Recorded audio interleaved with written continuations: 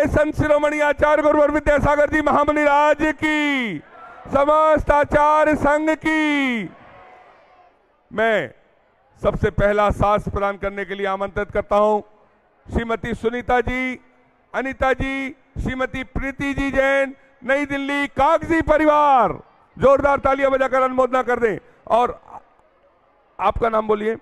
मुन्ना लाल जी, मुकेश कुमार जी जैन, शास्त्र प्रदान करने के लिए, जिनके नाम आते जा रहे हैं शीघ्रता से प्रदान करते चलें। नवीन कुमार जी, श्रीमती कविता जी जैन, बहरिया, नारायणपुर। और शास्त्र प्रदान करने के बाद बाहर आते चलें, अपने स्थान पर बैठते चलें। श्रीमती सुगंधी जैन, श्रीमती श्वेता जैन, बहरिया परिवार, नारायणपुर। पदमचंद जैन, नैना जी, पहाड़िया, कानपुर। शास्त्र प्रदान करते चले, यहां पर शास्त्र प्रदान करते चले। मनोज जी, अनिल कुमार जी, जय कुमार, राजिम, जिनके नामों की घोषणा हो रही, शास्त्र प्रदान करने का सौभाग्य प्राप्त करें। तालियां बजाकर अनुमोदना कर दें। पंकज जी जैन, नवापारा, राजिम, पहला शास्त्र जो है उनका प्रदान करते चले। तनिष्का, अनुष्का, ज्योति जैन, डोंगरगांव, आपको भी शास्त्र प्रदान करने का सौभाग्य प्राप्त होता है। अनुष्का जैन, संदीप जैन, बिलासपुर, प्रतिभा स्थली की छात्राएं हैं, सभी हाथ लगाते चलें। हाँ, श्रीमती उषा जैन, रुचिका जैन, नंदिनी जैन, द्वितीय साथ, तृतीय साथ, राधिका जैन, सुतिका जैन, श्रेया जैन, चतुर्थ साथ, श्रीमती वीणा जैन, नीता जैन, शास्त्र प्रदान करने का सौभाग्य। तालियां बजाकर पूरा सदन अनुमोदना कर दे। और शास्त्र प्रदान करने के बाद सभी शास्त्र प्रदान वाले इधर आते जाएं। और देखिए, आचार्य भगवान के आशीर्वाद से, आचार्य भगवान के आशीर्वाद से ये हस्तकला का प्रोडक्ट जो आपको दिखाया जा रहा है, आकर्षक हाथ की कारीगरी से निर्मित भारतीय हस्तशिल्प की झलक इनमें मिलती है।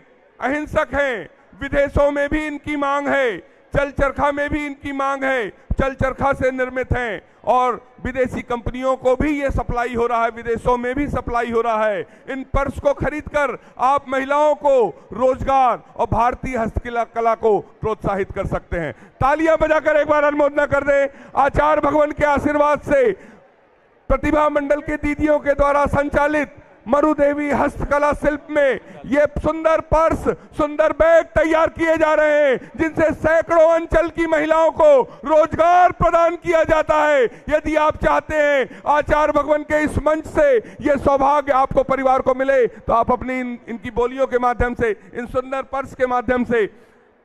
सुधीर जी, कागजी, हाँ, आप कह रहे हैं इस पर्स के लिए 1,11,111 रुपया आचार्य भगवान के आशीर्वाद से मिलने वाले इस पर्स के लिए, इस छोटे पर्स के लिए, यदि आप चाहते हैं कि ये सौभाग्य आपको इस मंच के माध्यम से मिले, ये जैकेट जो दोनों तरफ से खादी है, अहिंसक है, इसमें कोई भी हिंसक पदार्थ नहीं है। इस जैकेट के लिए विपिन जी, जौहरी परिवार, आपने प्रतिभा मंडल के दीदियों के माध्यम से, चल चरखा के माध्यम से बनने वाली इस जैकेट के लिए 51,000 रुपए की स्वीकृति दी है। तालियां बजाकर अनुमोदना। ये पूरी राशि अंचल की महिलाओं के स्वरोजगार के लिए जाएगी। हम सभी भाई साहब, हम सभी अपने हाथों को जोड़कर पूजन की ओर चलते हैं। आप डोंगरगांव, कहां से आए? डोंगरगांव, नयापारा, राजिम, रायपुर, राजनांदगांव, तिल्दा, नेवरा, डीडी नगर, रायपुर, बिलासपुर, पूरे भारतवर्ष से हम लोग सभी लोग आए हैं आचार्य भगवान के चरणों में नमोस्तु, नमोस्तु, नमोस्तु। हम सभी आचार्य भगवान की पूजन की ओर चलते हैं। नाता जोड़ लिया गुरु से, नाता जोड़ लिया, नाता जोड़ लिया गुरु से, नाता जोड़ लिया। इस जग की माया नगरी से, इस जग की माया नगरी से रिश्ता तोड़ दिया। नाता जोड़ लिया गुरु से नाता जोड़ लिया। आचार्य श्री जी के चरणों में हम झुका रहे अपना माथा, जिनके जीवन की हर चर्या बन पड़ी स्वयं ही नवगाथा। जैनागम का वह सुधा कल जो बिखराते हैं गली गली, जिनके दर्शन को पा करके खिलती मुरझाए हृदय कली। ओम ह्रीं श्री 108 आचार्य विद्यासागर मुनिंद्राय अत्र अवतर अवतर शंभो सठ आवानन। जय हो जय हो जय हो। अत्र तिष्ठ स्थापनम। जय हो जय हो जय हो। अत्र मम सन्नितो भव भव सठ सन्निधि करणम परिपुष्पांजलम छिपामी। सांसारिक विषयों में पढ़कर मैंने अपने को भरमाया, इस राग द्वेष की वैतरणी से अब तक पार नहीं पाया। तब विद्या सिंधु के जलकण से तब कालुष धोने आया हूँ, आना जाना मिट जाए मेरा यह बंध काटने आया हूँ। ओम ह्रीं श्री 108 आचार्य विद्यासागर मुनिंद्राय जन्म जरा मृत्यु विनाशनाय जलम निर्पामिति। एक रात दुखी मैं होके सो गया था रोते रोते, सपने में गुरुवर आ गए और बोले पास बिठा के कि मैं हूं ना, क्यों चिंता करता है मेरे होते, क्यों डरता है कि मैं हूं ना, क्यों चिंता करता है मेरे होते, क्यों डरता है।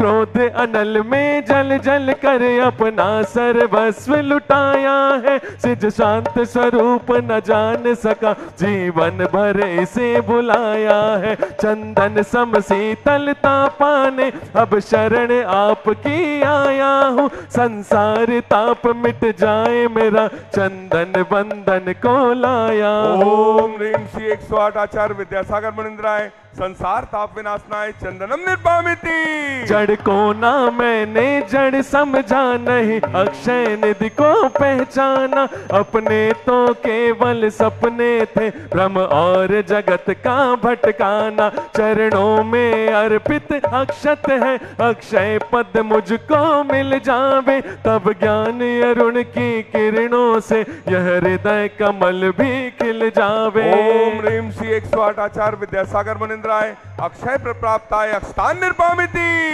इन विषय भोग की मदिरा पी मैं बना सदा से मतवाला, तृष्णा को तृप्त करे जितने उतने बढ़ते इच्छा ज्वाला। मैं काम भाव विध्वंस हेत मन सुमन चढ़ाने आया हूँ, यह मदन विजेता बन न सके यह भाव हृदय में लाया हूँ। ओम ह्रीं श्री 108 आचार्य विद्यासागर मुनिंद्राय कामबाण विध्वंसनाय पुष्पम निर्पामिति। शिशुता रोग की व्यथा कथा भव भव में कहता आया हूँ, अतिभक्ष अभक्ष बके फिर भी मन तृप्त नहीं कर पाया। नैवेद्य समर्पित करके मैं तृष्णा की भूख मिटाऊंगा, अब और अधिक ना भटक सकूं यह अंतर बोध जगाऊंगा। ओम ह्रीं श्री 108 आचार्य विद्यासागर मुनिंद्राय क्षुधा रोग विनाशनाय नैवेद्यम निर्पामिति। मोहांधकार से व्याकुल हो निज को नहीं मैंने पहचाना, मैं राग द्वेष में लिप्त रहा इस हाथ रहा बस पछताना। यह दीप समर्पित है मुनिवर मेरा तम दूर भगा देना, तुम ज्ञान दीप की बातें से मम अंतर दीप जला देना। ओम ह्रीं श्री 108 आचार्य विद्यासागर मुनिंद्राय महामोहांधकार विनाशनाय दीपम निर्पामिति। अशुभ कर्म ने घेरा है मैंने अब तक यह माना था, बस पाप कर्म तज पुण्य कर्म को चाह रहा अपनाना था। शुभ अशुभ कर्म सब रिपुदल है मैं इन्हें जलाने आया हूँ, इसलिए आपके चरणों में यह धूप चढ़ाने आया हूँ। ओम ह्रीं श्री 108 आचार्य विद्यासागर मुनिंद्राय अष्टकर्म दहनाय धूपम निर्पामिति। भोगों को इतना भोगा कि खुद को ही भोग बना डाला, साध्य और साधक का अंतर मैंने आज मिटा डाला। मैं चिदानंद में लीन रहूं, पूजा का यह फल पाना है, पाना था जिसके द्वारा वह मिल बैठा मुझे टिकाना है। ओम श्री 108 आचार्य विद्यासागर मुनिंद्राय महामोक्ष फल प्राप्ताय फलम निर्पामिति। ओम नमः सिद्धेभ्यः। ओम नमः सिद्धेभ्यः। ओम नमः सिद्धेभ्यः। अहिंसा परमो धर्म की जय। आचार्य गुरुवर श्री कुंद कुंद भगवान की जय।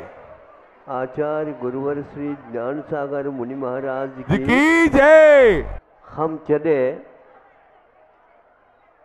बियावान जंगल में,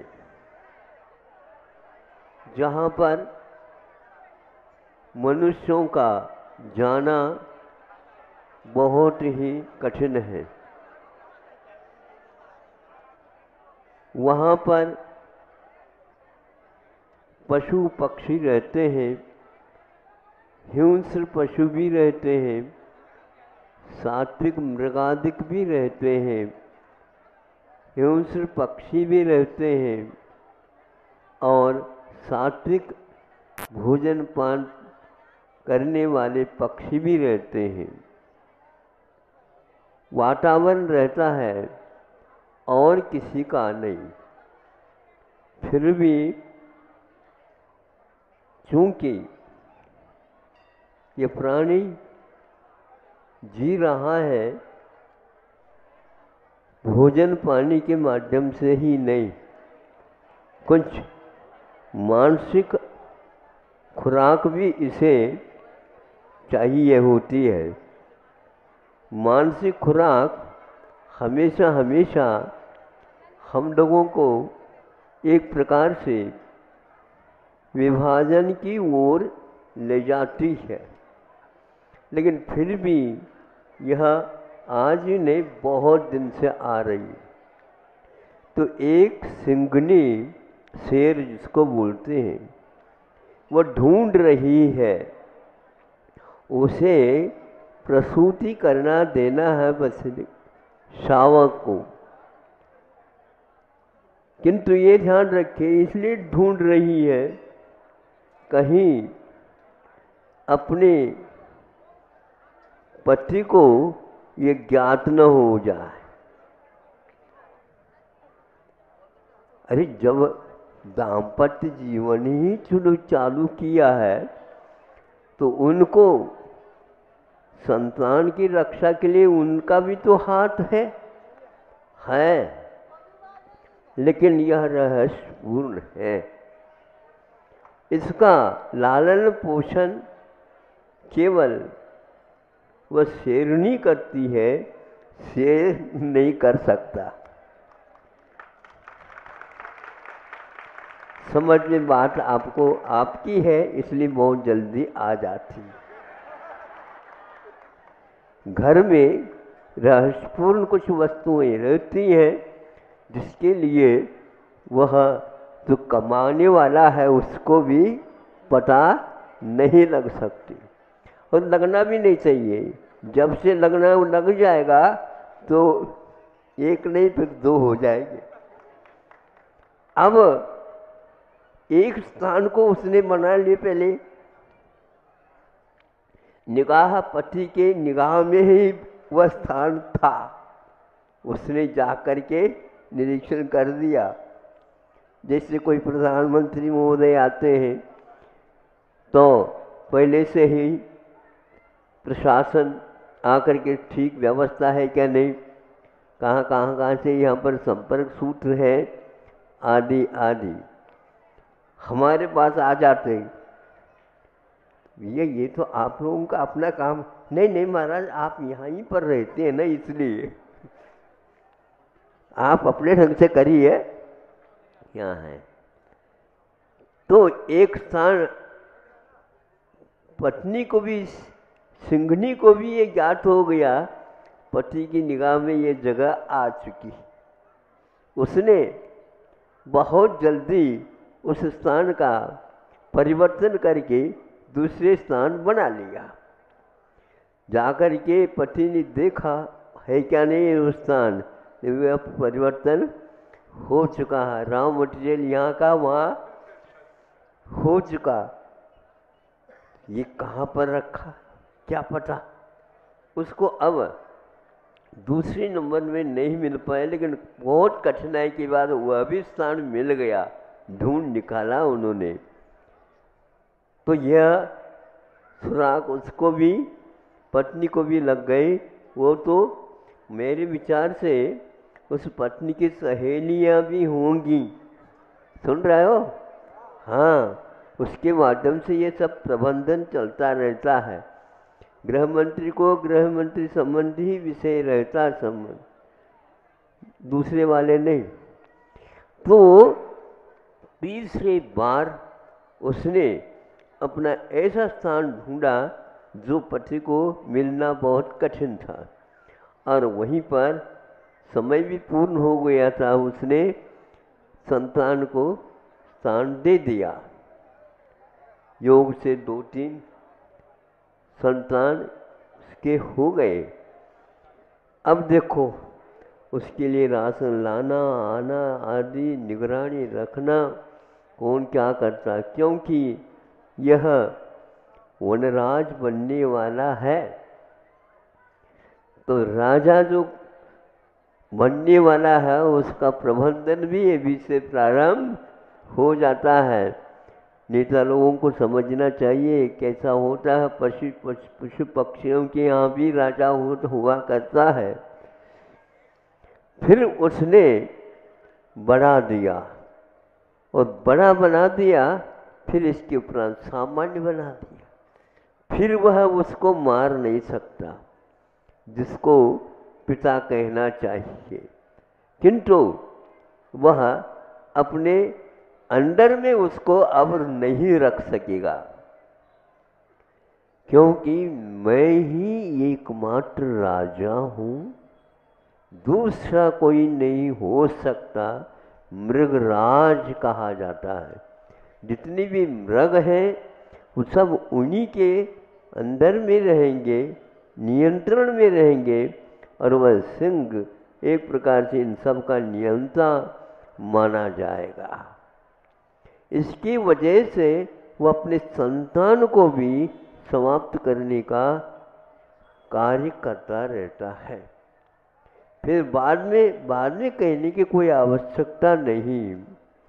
यह जब पशु और पक्षी में भी होता है तो मनुष्य में क्या होता है महाराज, इसको बताने की कोई आवश्यकता ही नहीं। पिता पुत्र की 2-2 पार्टियां चल सकती हैं, पत्नी की अलग और पति की अलग चल सकती है। 2 भाई हैं तो भाइयों में भी अंतर आ सकता है। एक ही चूल्हे पर सब कुछ रसोई वगैरह बनती है, दुकान भी एक ही है, लेकिन फिर भी संचालन करने वाले 2 पार्टी वाले हैं। महाराज ये 2 पार्टी वाले हैं, 2 पार्टी के सदस्य होना भी अनिवार्य है। इधर नहीं है तो इधर, इधर नहीं तो इधर। भारी होता चला गया, पालनी भारी हो गई तो इधर से निकाल दी। इस प्रकार यह कार्यक्रम चलता है। मनुष्यों में क्या चलता है, तो मनुष्यों में एक प्रकार से विभाजन किया है, और उस विभाजन को मैं अभी न रख करके मध्याह्न में रखने का प्रयास करूंगा, यदि आप, लेकिन अभी पक्का नहीं है। इसलिए पक्का नहीं है, आपके नसीब में यदि होगा तो मिल जाएगी। हमेशा हमेशा नबीशा आशावादी तो होना चाहिए, लेकिन हम बंधेंगे नहीं। आप लोग तिथि बता करके भी 2-3 तिथि परिवर्तित कर देते हो। बिल्कुल आने वाले ही यहाँ, बिल्कुल ठीक है। आप प्रतीक्षा करते रहिए। रात के दिन के 12 बजे बनने आने वाले नेता लोग रात के 12 बजे आते हैं। कितनी फूल मालाएं लगती हैं क्या पता। ये अच्छा है, आजकल का फूल माला की व्यवस्था बहुत अच्छी है कि वह सब कुछ प्लास्टिक की हो रही है। उन फूलों को गले में लगा दो तो कुछ उसका स्वाद नहीं आएगा, लेकिन देखने को तो ऐसा लगा बहुत। आज तक हमने ये नहीं देख पाया कि फूल तो खिले हैं बिल्कुल बहुत भिन्न भिन्न भिन्न भिन्न, किंतु उस हार में, उस माला में फल कहीं लटके हुए नहीं थे। अब इसको हम उसके साथ जोड़िए। यहाँ एक मनुष्य है और वह मुनि बनता है। मुनि बनता है, मैं 16 स्वर्ग में तो नहीं रहना चाहता हूँ, क्योंकि 16 स्वर्ग में यदि रहूँगा तो वहाँ की व्यवस्था माननी पड़ेगी। वहाँ की व्यवस्था आप छोटे होकर के काम करना पड़ेगा, बड़े नहीं हो सकते। ऑर्डर किसी को दे नहीं सकते। ऑर्डर जो आया है वो दिया गया है, उसका पालन भर कर सकते हो। इनको कहते हैं अहमिंद्र देव। आप सुन रहे हैं? हाँ, अहमिंद्र देव ने मैं ही एकमात्र इंद्र हूँ, और दूसरा वो भी अहमिंद्र है। इस प्रकार असंख्यात देव, वहाँ पर देवियाँ नहीं रहती। क्या सुना? व्यवस्था जहाँ कहीं भी आवश्यकता है वहाँ पर देवी देवता होना अनिवार्य है। मनुष्यों में है चलेगा, पशुओं में भी चलेगा, देवों में भी 16 स्वर्ग तक चलेगा। 16 स्वर्ग के ऊपर यदि आप जाना चाहते हो, वहाँ पर प्रवेश देवियों का नहीं रहता, क्योंकि अनेक प्रकार की व्यवस्था वहाँ पर भी चालू हो जाएंगी, तो अहमिंद्र का कोई मतलब नहीं रहेगा। अब ये देख लो, 31 सागरोपम से लेकर के 33 सागरोपम तक, या 22-23 सागरोपम से लेकर के 33 सागर तक जितने भी देव हैं वो सारे के सारे अहमिंद्र होते हैं और बिना देवता के रहते हैं। देवियाँ वहाँ पर नहीं रहती।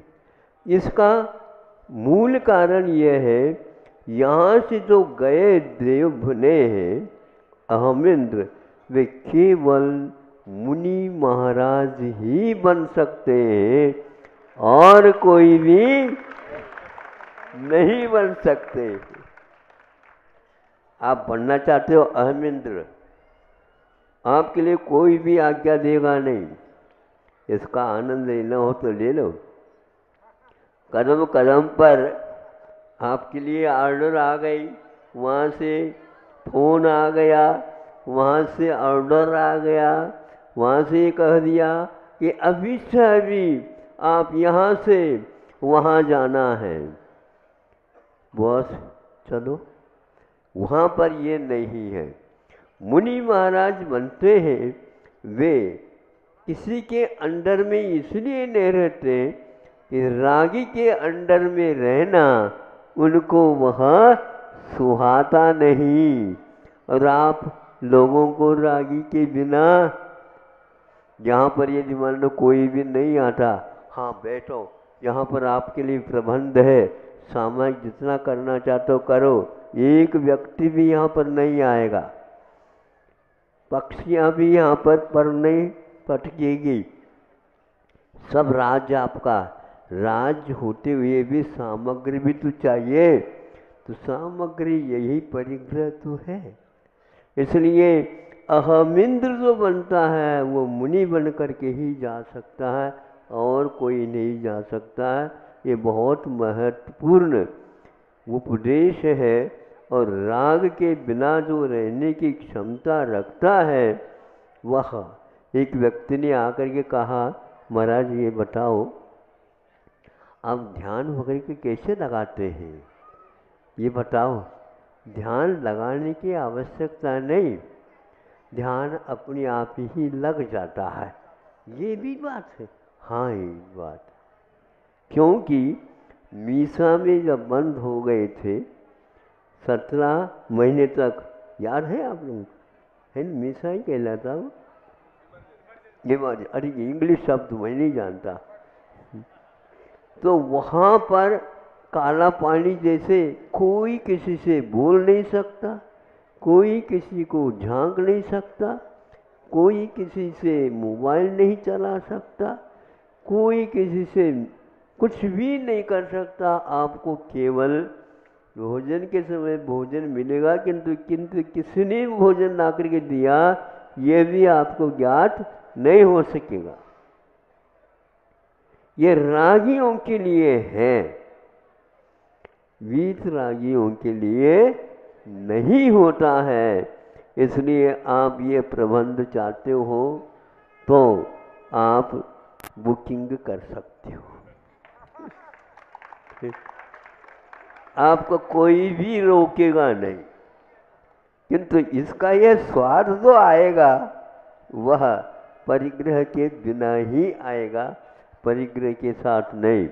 इसलिए रागियों के मेले होते हैं, वीतरागियों के मेले नहीं होते हैं तो संग होते हैं, और वो एक प्रकार से वीतरागता की चर्चा करते रहते हैं। इतना ही पर्याप्त है। ओम नमः शिवाय।